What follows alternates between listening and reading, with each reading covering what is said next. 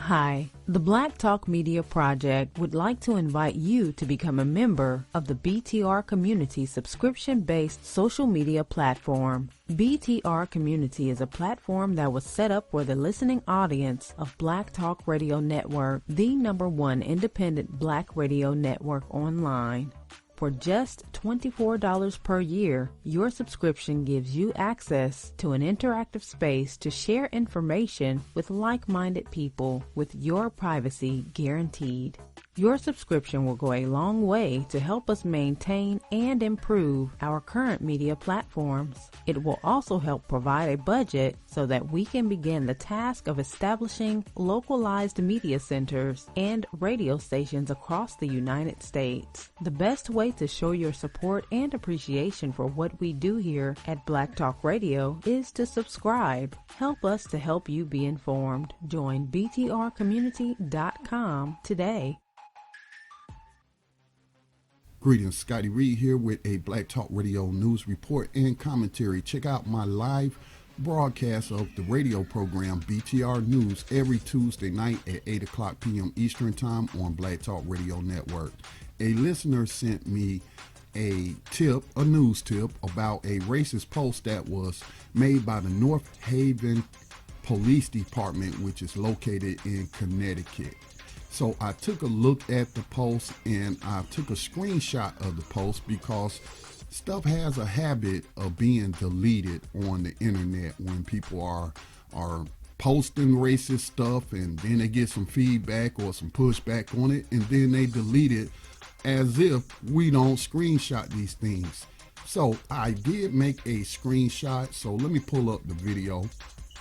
Let me pull up the photo, and as you can see here, I shared this yesterday, and it's from the North Haven Police Department, and they're showing a black man in a trench coat with a bulletproof vest on and a shotgun. And the commentary that was left on the post says, all fans of HBO's The Wire know that when Omar comes by, you better be all locked up. Lock your cars and homes. Hashtag 9 p.m. routine. And they got about 12 comments on this particular post. Well, actually 5 comments.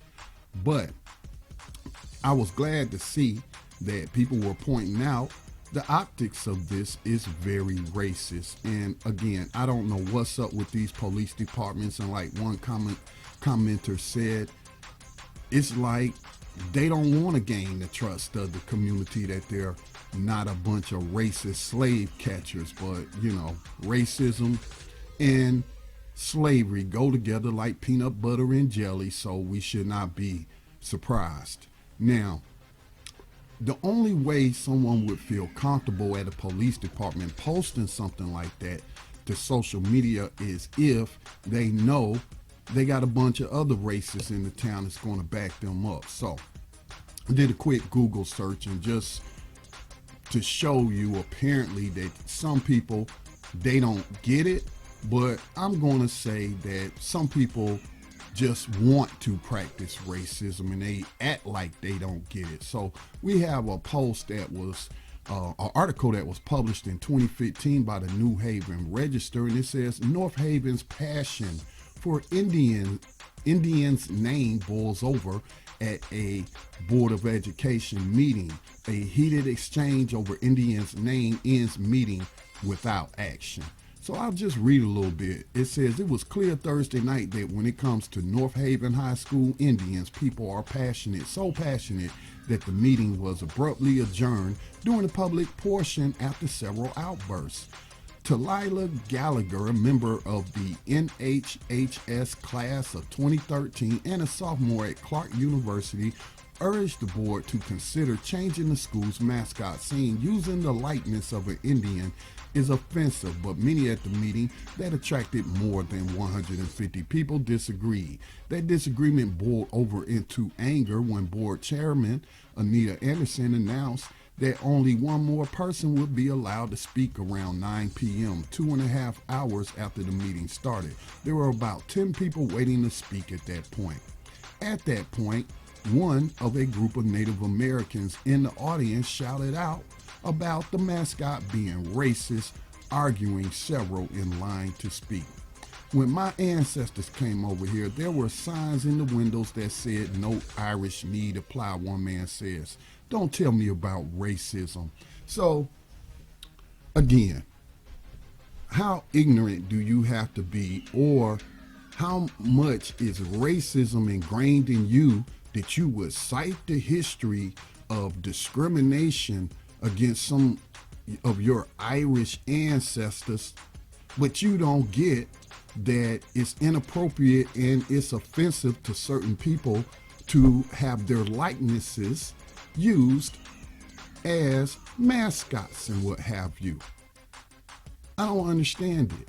I really don't, except to explain it by saying some people are racist and they want to be able to practice their racism. And here's one of the most sad things, because I live in Gaston County, North Carolina.